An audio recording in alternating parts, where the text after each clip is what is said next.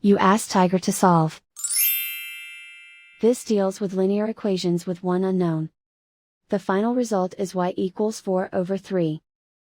Let's solve it step by step. Group all y terms on the left side of the equation. Subtract 3y from both sides. Group like terms. Group the coefficients. Convert the integer into a fraction. Combine the fractions. Combine the numerators.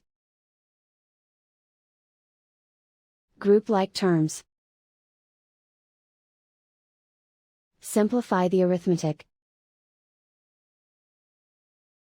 Group all constants on the right side of the equation. Subtract 4 from both sides.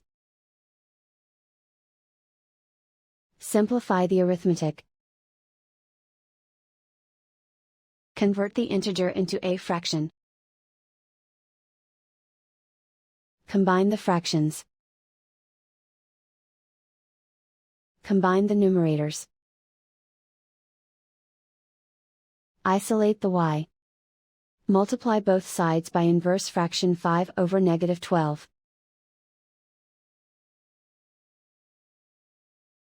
Move the negative sign from the denominator to the numerator. Group like terms. Multiply the coefficients. Simplify the arithmetic.